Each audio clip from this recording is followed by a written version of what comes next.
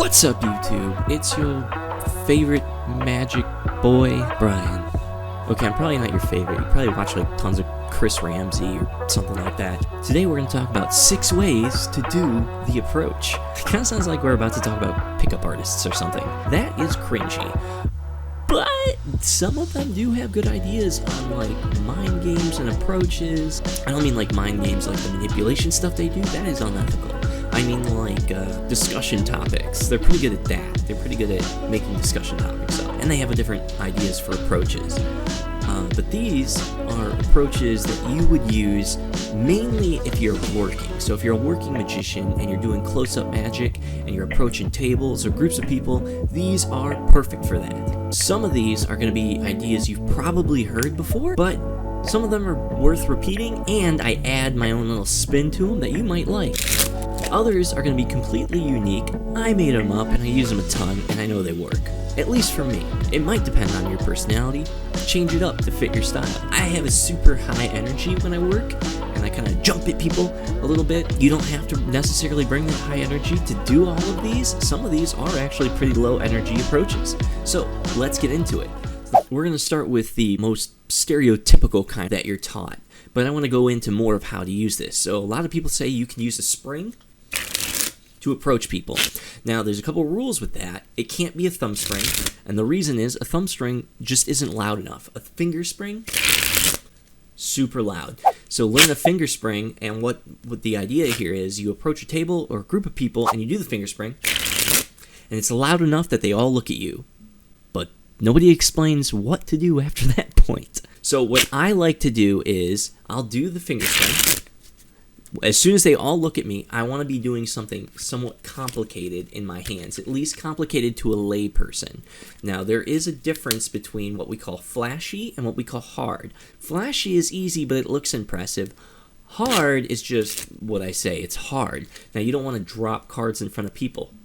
So what I would suggest doing is some kind of flourish that you find super easy but looks super flourishy, or looks complicated. So this 3-packet flourish here looks like a lot's going on, but really not much is going on. And when they turn to look at me, I say, you know, I'm not very good at cards, but my job tonight is to entertain you with card tricks. You mind if I show you something? And the joke is you're doing something really complicated, but you're telling them that you suck. And then when I start with a card trick, which is what you're going to do if you're using this approach, I do a lapel spread. So if you can't do a lapel spread, no biggie, just spread the cards out.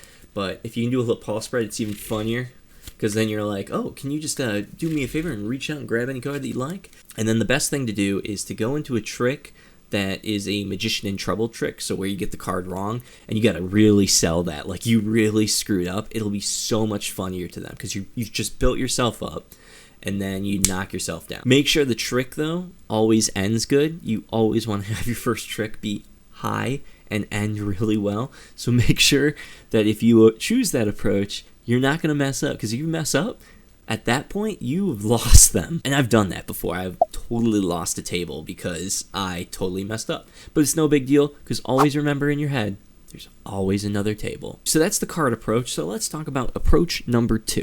So this one is a completely verbal one. I really like it because all you do, this is from Gregory Wilson. This is kind of a spin on what he says. And you just walk up to a group of people or a table. Hey, how you guys doing today? And when they all look at you, you go, my name's Brian. My job is to interrupt people while they're talking. How am I doing so far? So you've literally interrupted them. You've explained that your job is to interrupt them. And then the next thing I say is, how am I doing so far? And when they answer me and they go, really good, it's usually what they say. I'll say, perfect. I'll see you guys later. And no, just kidding. My actual job is to entertain you with some magic tricks. Can I show you guys something cool? Or I say, my job is to entertain you with some sleight of hand. Can I show you something cool? Whatever you feel comfortable with, that would be your line. And then you go into whatever trick is your intro at that point. All right, now let's talk about number 3. So number 3, people are going to be like, that's super cliche, but listen to what I say about this particular item. There's 2 ways to do this. I like the second way, but I'll tell you the first way. So the first way is to go up to a table and be like, did somebody lose their wallet? And if everybody says no, just light it up. I'm like, huh. If somebody says yes, you go, really? That's a shame. Because every once in a while, you'll get that funny guy. But the second approach is what I think is much better. You walk up to a group of people, you just light it, and then you wait for them to notice you. And as soon as you notice you, you close it and go, whew, I seem to have burnt a hole in my wallet. Does anybody have a dollar or a credit card I might be able to borrow? Now, if they give me the dollar, I'm going to go into a 1 to 100 trick. They give me a 20, I'll turn it into a 1 just to be funny, and then turn it into a 100, and then turn it back into the 20 and give them back the 20. If, however, they pull out a credit card, I don't have a trick for the credit card. Instead, I take the credit card and I say, do you know what my name is? And they'll say no because they don't know who you are. You go, perfect, and then walk off. I don't even know what to do with this. I'll give that back to you. My name's Brian. I'm a professional tricky person, blah, blah, blah, blah, blah. And then you go into that. Don't undervalue the fire wallet, though. You see it on the Magic Cafe, like, it just shows a lack of personality if you're using the fire wallet. You know what? When you do close-up magic, you're working for 3 hours, 4 hours sometimes. You need a break in terms of your voice, or you're going to kill your vocal cords. And if I have a way that I don't have to say anything, and they instantly know I'm a magician, I'm going to use it. The other worry is that, they've seen the fire wallet. Nobody's seen the fire wallet. Nobody is as obsessed with magic as you are. Nobody has seen this. Trust me, I have done this for 10 years now, and I've used the wallet for 10 years. Not this one, because I go through these like candy, but I've used the fire wallet for 10 years. I've had maybe 1 or 2 people out of the thousands I've shown that said, I've seen a magician do that before. Other than that, I've asked people, I've made it a priority 1 month to just ask everybody, have you ever seen that trick?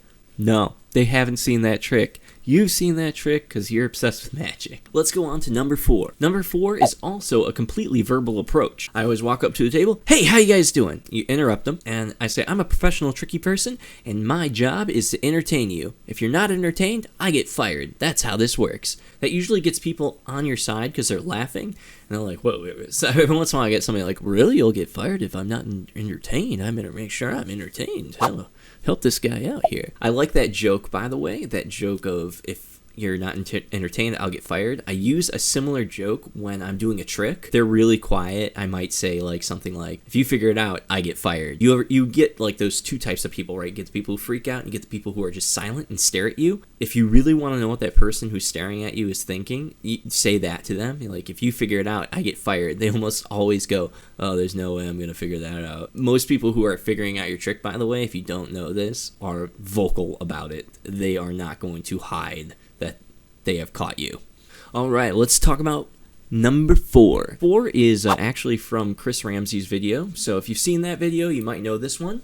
An appearing cane. The reason I bring it up is it is good and it gets everybody's attention, but I do want to make everybody aware of the common problems you may run into if you use this particular approach. One thing you might do is you might grab in the middle of the table and then do it. The other thing you might do is go into the middle of the group and just put your fist in the middle and or fist bump. Those are always fun.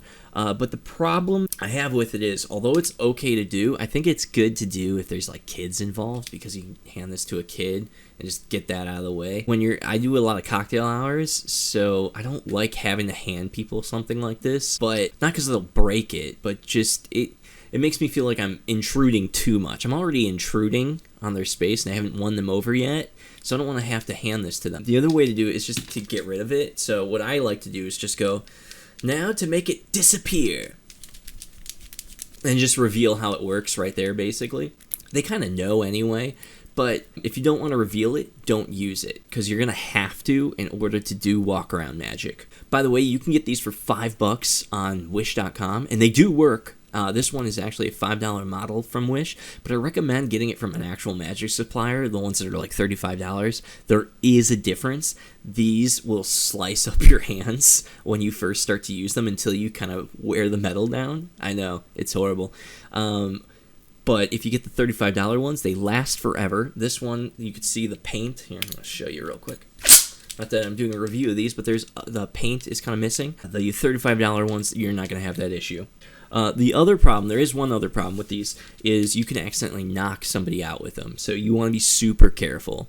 I've never actually had it happen, but I have gotten close. So just be aware of that. I have hit myself with it, though. It's not fun. That hurts. It sounds good in theory, but I don't think it's quite as good as you might imagine it is. So let's do approach number 6. So this is an approach where you are really busy and there's people watching you on the other side of the room. You don't want their experience to get ruined because they've already seen what you're about to do. Or they're just getting bored and they really want you to come over, but you kind of have to do something in a certain order because maybe there's people who got there first and you're going to them and then you'll get to them.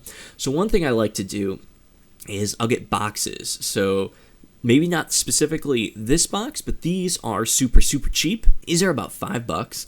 And what I used to do is I would walk up to the table. You don't have to say anything for this. This is the best part. You whip out like a $100 bill. You take out the box, open the box, place it in, close the box, place it on the table. They will either be really nice and leave it alone, or they'll try to open it and they won't be able to open it because there's obviously a secret method for opening this.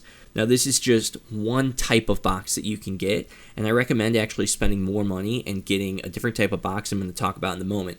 Because the flaws with this box are that if you shake it, you can actually cheat to get it open. So if you shake it, you can get it open and then pull it out, which is cheating. One way to get around that is put a sponge ball in there with your dollar and it'll kind of keep it closed.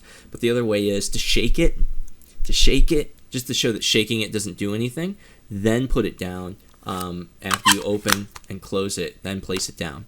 So you can put a $100 bill or a fake $100 bill, just kind of depending on the place you're doing your magic or the mood of the place. But there's another box that I'd recommend much more, and it's a spin box. I don't have mine here right now, but it's the same thing. It opens, and they're made of wood, so you can start with it open, place the $100 bill inside, close the box, shake it, and then place it out on the table. The only way to open those boxes is to actually physically spin them.